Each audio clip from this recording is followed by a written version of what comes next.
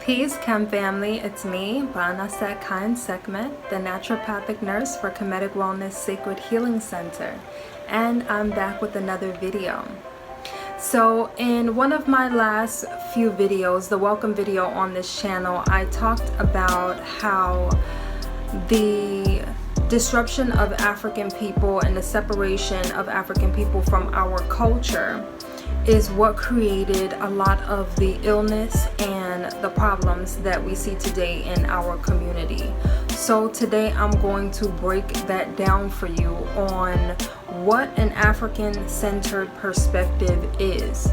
It's very important for us to be able to identify what an African-centered perspective is. We're going to compare it with what a Eurocentric perspective is so that we understand how viewing ourselves through the eyes of other people is really destructive to our mental well-being and our overall well-being as a people.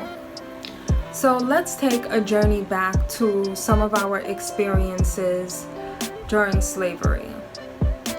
You couldn't eat the foods that you would normally eat, which began to make you sick. Okay? You had to eat the foods that your enslaver gave to you, which most of the times were scraps of the things that they would eat, scraps of pigs, scraps of chicken, different types of white flour foods, white bread, things like that. And we were deprived of the foods that we would normally eat in our natural environment, which was abundant in various types of fruits, vegetables, grains, and we were not eating those foods anymore, and eventually we started to become very sick. We could not practice our spiritual systems, which is what gave us life, which is what gave us purpose, and instead we were confined to a box of a religion that is what our enslaver practiced. And in the religion, as in the way that it was taught to us, we were looking at images of a God that didn't look like us, which creates a disconnect. Mentally, it creates a disconnect. And furthermore, the God that we were looking at looked exactly like the people who were mistreating us and enslaving us. And that allowed us in our minds to see them, whether consciously or subconsciously, as God. That created a very serious spiritual illness within us as a people. You had to wear the clothing of other groups of people instead of your own African cultural clothing. And even to this day, Black people, we find a lot of value in branding ourselves in European labels. We feel that if we don't have XYZ label on us, that we don't have value. We give ourselves value based on the labels that we're wearing. And so a lot of people will even down you if you don't wear certain labels, as though you're not good enough. There's something wrong with that. When you find that you only have value when you brand yourself in the labels of those who oppressed you, the same way that you were branded, actually branded like a cow in slavery, now you want to make sure you still have the label of those people who oppressed you.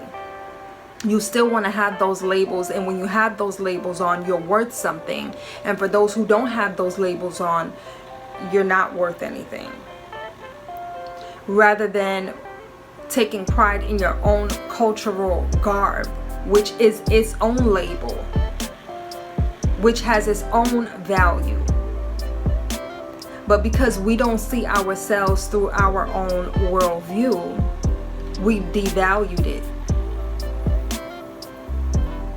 So we don't think that our cultural garb has any value. We think that we need to have on a label from someone else with a high price tag that says, I'm worth something, I'm valuable. You value Western educational systems, and you think that as far as you can go and as high as you can go in their educational systems, the more qualified you are, the more intelligent you are. And that is simply not true. And we know that that's not true because when we look at our communities, we don't see that being reflected in our communities. Some of us have bachelor's degrees, some of us have master's degrees, PhDs, doctorate degrees, and when we look around in every African community worldwide, that's not reflected. So there's something wrong here. We don't understand the purpose of education. Education is based on the needs of a community. So if you are not educated based on the needs of your community and your education is not helping you to build the things that you need in your community, then you have been miseducated. You've been educated to build up somebody else's community, but look at your own. Black women, for example, are the highest educated group in the United States, but our communities don't reflect that. The crime rates, the poverty, the lack of institutions that we own, whether it's schools or hospitals or even businesses, it does not reflect that level of education, which tells you that you are being miseducated. Malcolm X once said that only a fool would let his enemy educate his children.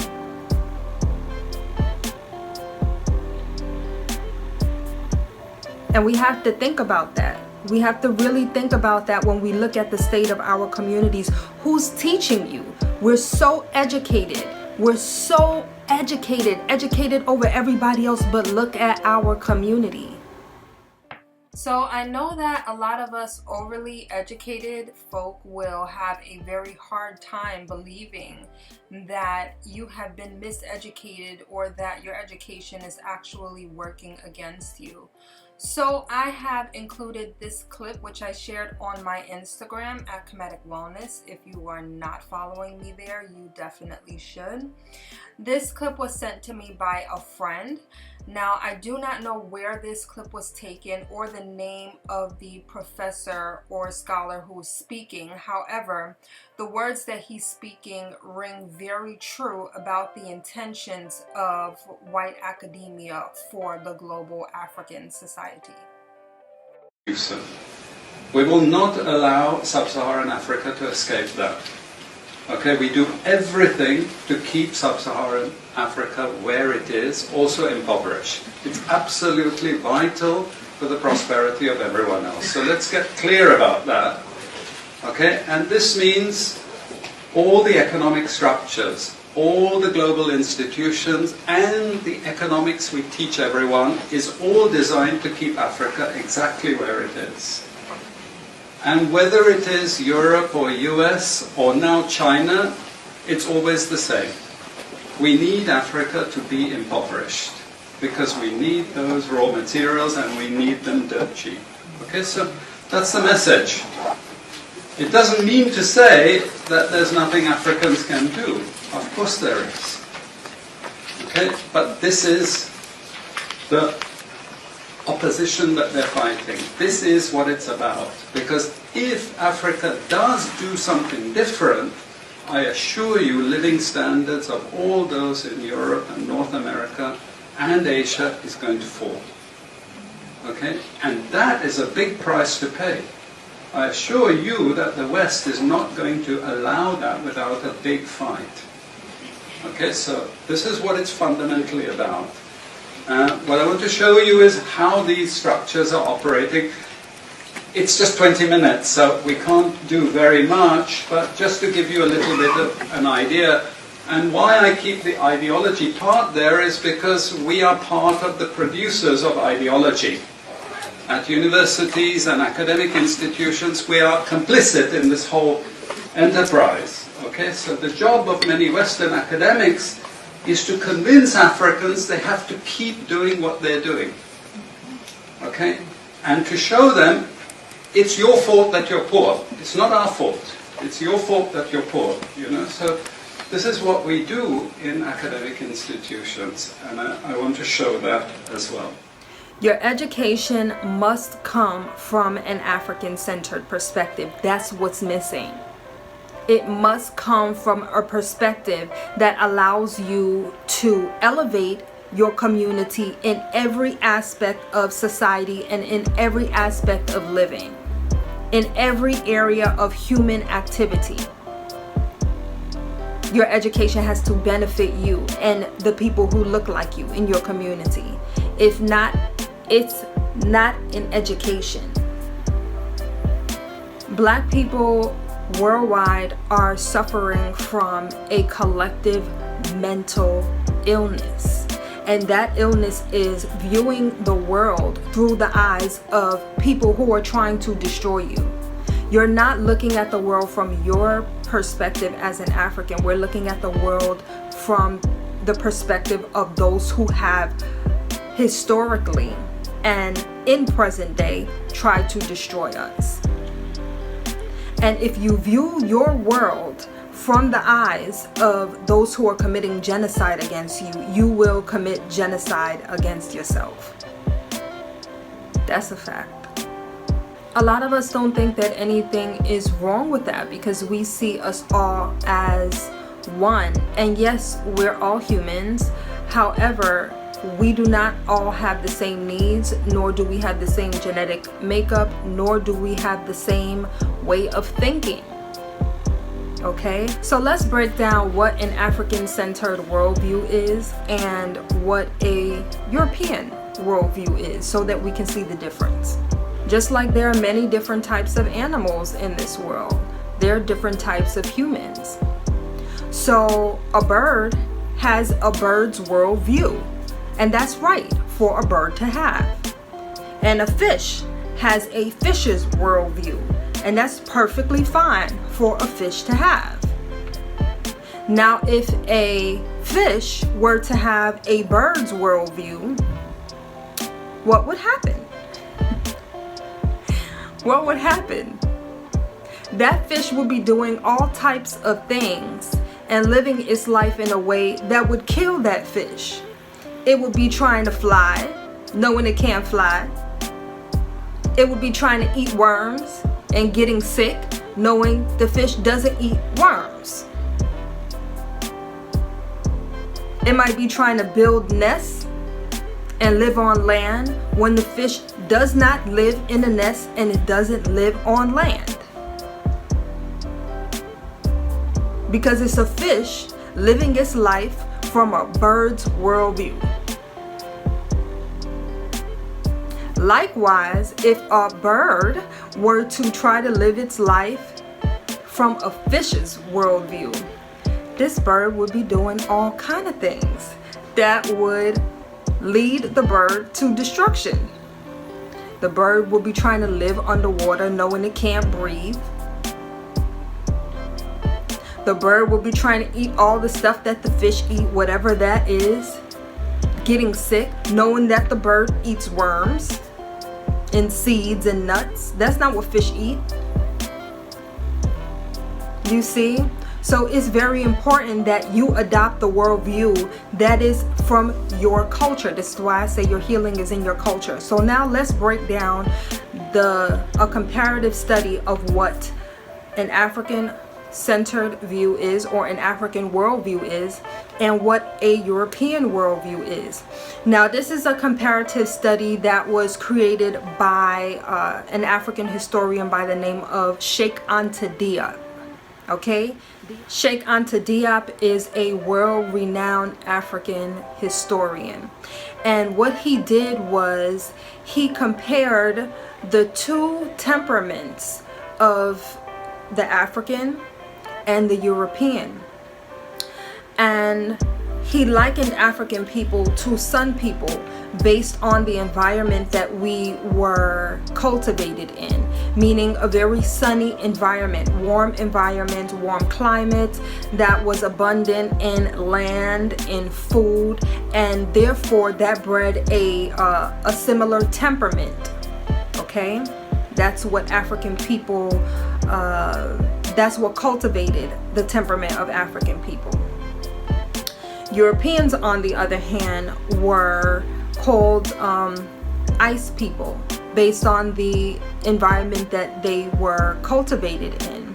Very cold, harsh climates where food was scarce and where they had to kill. They had to go out and hunt and kill in order to survive and in order to eat, in order to live. And that cultivated a temperament that sort of environment would cultivate. Can you imagine how you would think and view the world if that was how you were bred and raised? So that's a little bit of background. Let's pull it up so we can make a comparative study. So let's take a look at the two cradles theory.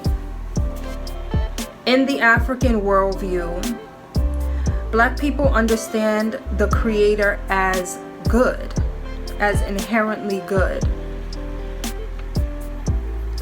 In the European worldview, God is viewed as evil, as a vengeful God. Okay?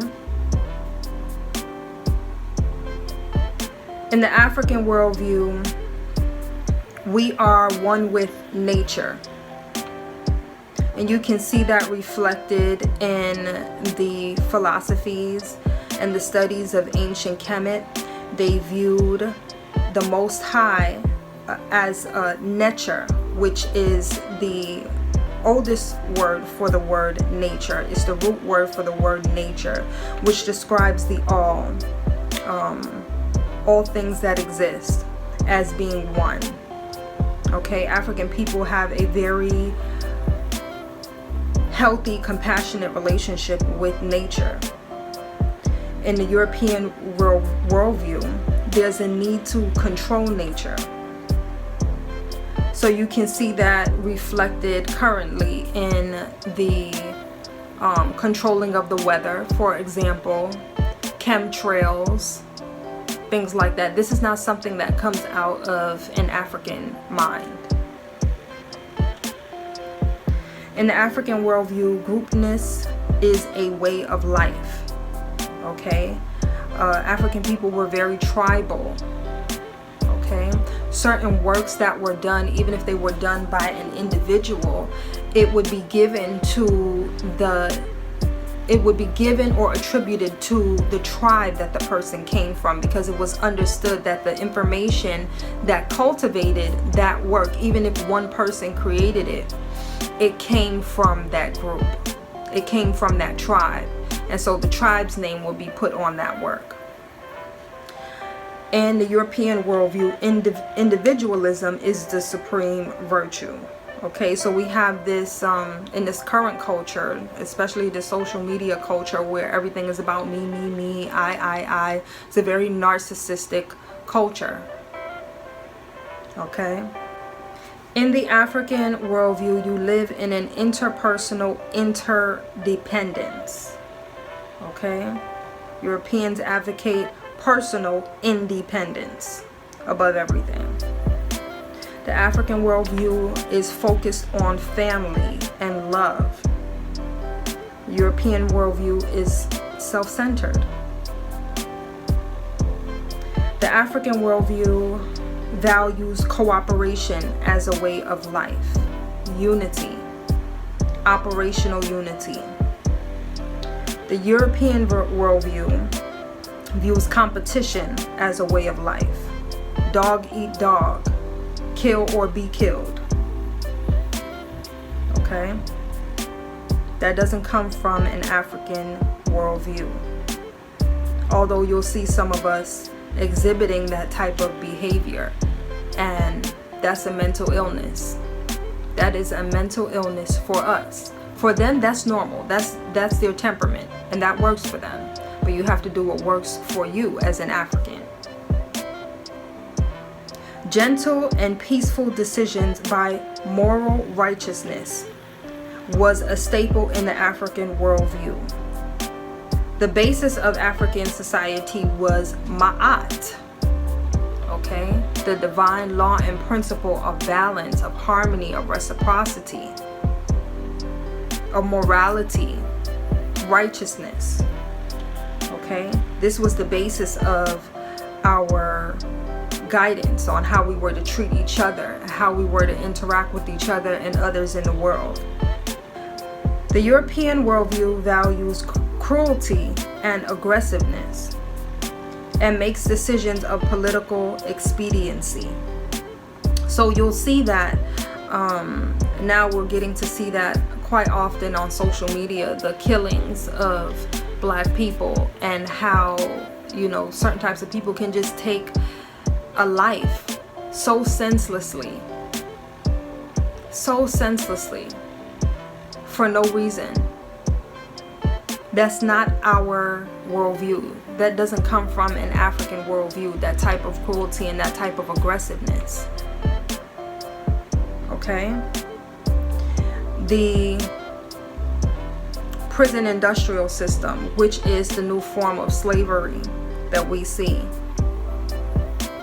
it's not based on moral righteousness. It has nothing to do with what is right and what is fair and what is just. Okay? In the African worldview, we practice collective responsibility. European worldview advocates personal responsibility. The African worldview focuses on sameness and similarity, while Europeans focus on uniqueness and difference. The African worldview is a spiritual orientation. We are very spiritual people. Even in the religions that were given to us by other people, we are more religious, overly religious, than those people who gave us those religions. Unfortunately, it's not doing anything to liberate us, because we may be religious but not spiritually connected. And what's missing there is our own worldview. Okay? The European worldview is not spiritual. It's a materialistic orientation. Very materialistic society. Okay? The African worldview values respect, and respect is natural to being. So there's a respect for nature, there's a respect for animals, there's a respect for human life, there's a respect for all life, all things, just because you exist. The European worldview says you must earn respect. In the African worldview, we practice gender equality, okay? In every society that you would see in African society, men and women both held positions of power. We understood the male and female balance. It's not so in the Western world. Patriarchy rules in the Western world. That is not an African concept of male and female relationships. Okay? In the European worldview, they practice male superiority. The African worldview has a love for strangers. African people are very accepting of others who don't look like us. Sometimes we love them even more than we love ourselves. African people see all people as human. And so we love strangers. We love anything that looks even a little bit different. We may look at it and say, you know, notice the difference, but we practice love for everybody. The European worldview has a fear of strangers, very xenophobic. So anything that is not white is wrong. And and has to be diminished and has to be put down and has to be deprived and mistreated or ostracized. Okay? In the African worldview, there is sibling responsibility. So the older sibling had a responsibility over the younger siblings. And the younger siblings had a respect for the older siblings. And there was a shared responsibility.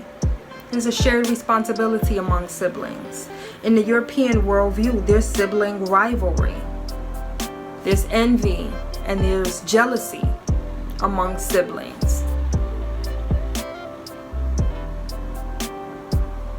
which is very destructive. Some of us are experiencing that as African people now. Very destructive. African people have a very optimistic worldview. Europeans have a pessimistic worldview. African people tended to be sedentary because we had everything on our land. There was no need to really go all over the place. We had abundance in food and in animals and in shelter. We had everything we needed. We didn't have to go all over the place looking for anything. If you go and you look into the history of Euroasiatics, a lot of them come from areas where the land is barren.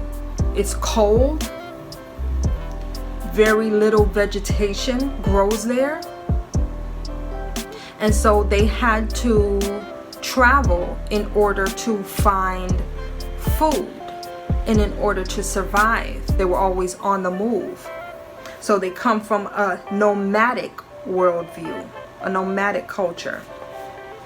In the African worldview, there's no notion of original sin. You are a divine spiritual being having a divine human experience. You are a creation of the One Most High, of the divine. Therefore, you are also divine. There's no notion of you being born in sin. In the European worldview, the original sin is blamed on the female, on the woman. Okay?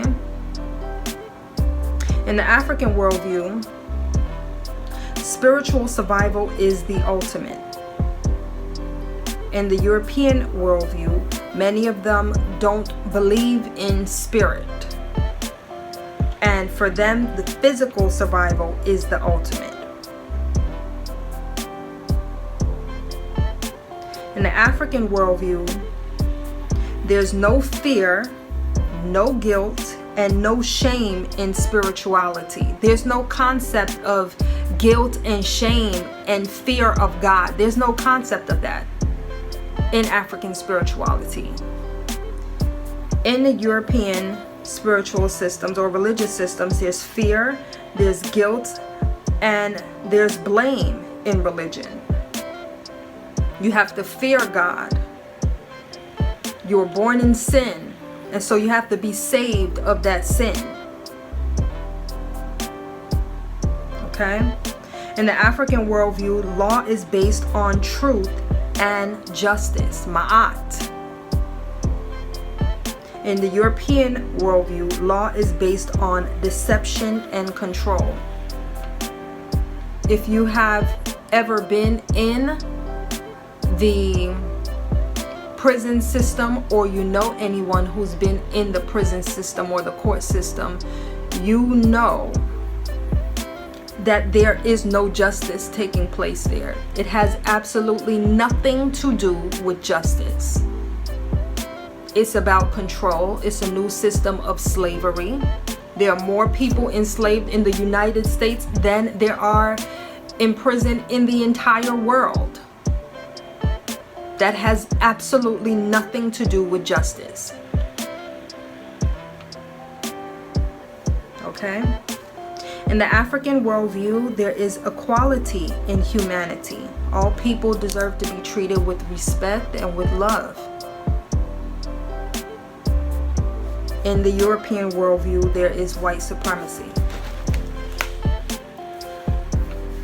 So it's important for us to look at the two worldviews so that we can see even where in our own lives we may be adopting things that are not of us and that are not beneficial to us, so that we can begin to change it. One of the biggest things plaguing us mentally as a people is that we are viewing our world through someone else's lens. We are fish trying to live our lives through the perspective of a bird. Okay? I hope this video was helpful to you. If you would like more information on how to heal your life by adopting, implementing, and living from an African-centered perspective, go ahead and visit me on my website, www.kemeticwellness.com. We have courses there and several different services that can help you to re-Africanize your life. I thank you for watching, and I'll see you in the next video. Peace.